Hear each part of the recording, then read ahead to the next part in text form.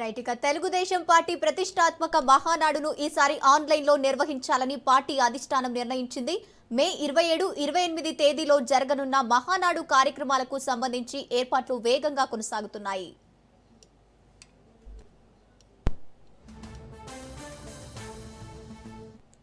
ఇక హైదరాబాద్ లోని ఎన్టీఆర్ భవన్ లో ప్రత్యేక స్టేజ్ ఏర్పాటు చేశారు. ఆధునిక సాంకేతికత సదుపాయాలతో వర్చువల్ విధానంలో మహానాడును నిర్వహించేందుకు టీడీపీ నేతలు చర్యలు చేపట్టారు.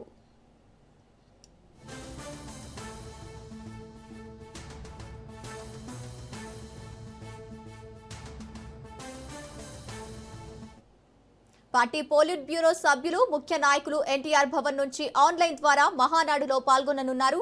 పార్టీ భవిష్యత్తు కార్యాచరణ, రాజకీయ వ్యూహాలపై ఈ సమావేశాల్లో కీలక నిర్ణయాలు తీసుకునే అవకాశం ఉంది.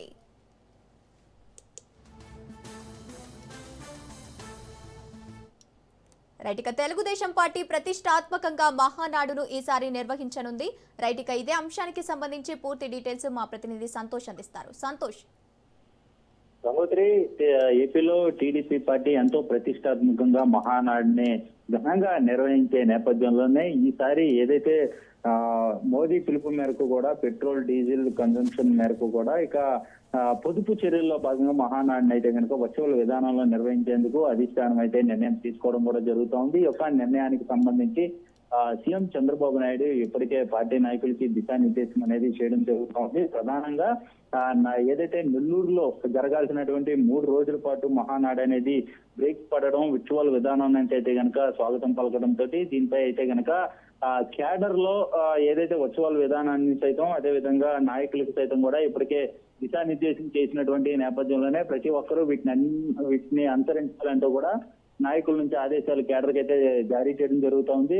ఇప్పటికే ఏదైతే కమిటీ మహానాడు కమిటీకి అయితే కనుక సీఎం చంద్రబాబు నాయుడు సూచించడంతో నెల్లూరులో బ్రేక్ పడినటువంటి నేపథ్యంలో టీడీపీ పార్టీ కేంద్ర కార్యాలయంలో అయితే కనుక మహానాడుని నిర్వహించి అందుబాటులో ఉండేటువంటి నాయకులు అదే నాయకులతో అయితే మహానాడు నిర్వహించి కీలకమైనటువంటి నాయకుల ప్రసంగం ఇక్కడ నుంచి అయితే కనుక ప్రసంగించనున్నారు. అదే విధంగా జిల్లాల్లో, మండలాల్లో ఎమ్మెల్యేలు, మంత్రులు, ఆయా కార్యకర్తలతో అయితే గనక వర్చువల్ విధానంలో ఆ యొక్క స్క్రీనింగ్ తోటి అయితే విజువల్ విధానంలో అయితే కనుక చూసి తిలకించే విధంగా కూడా అక్కడ నుంచి ఆ ఎమ్మెల్యేలు, మంత్రులు సైతం మాట్లాడే విధంగా, ప్రసంగించే విధంగా కూడా ఏర్పాట్లు చేయాలంటూ సీఎం చంద్రబాబు నాయుడు కమిటీలకు అయితే కనుక సూచించడం జరుగుతూ ఉంది.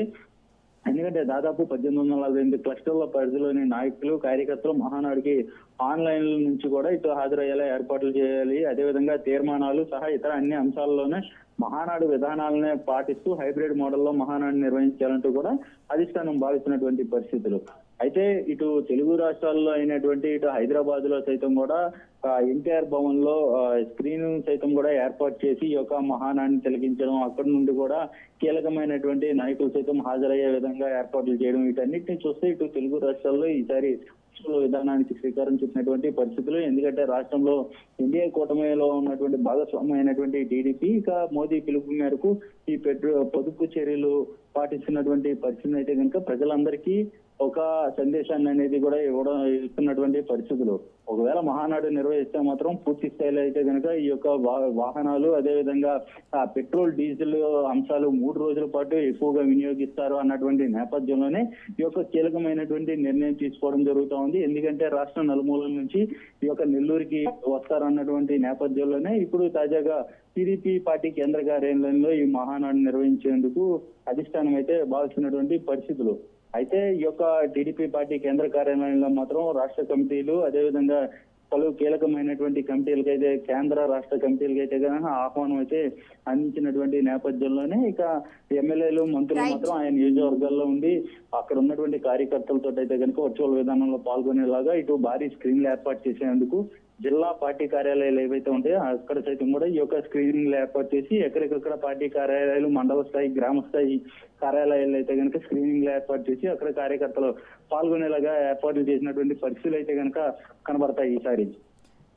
రైట్. Thank you Santosh.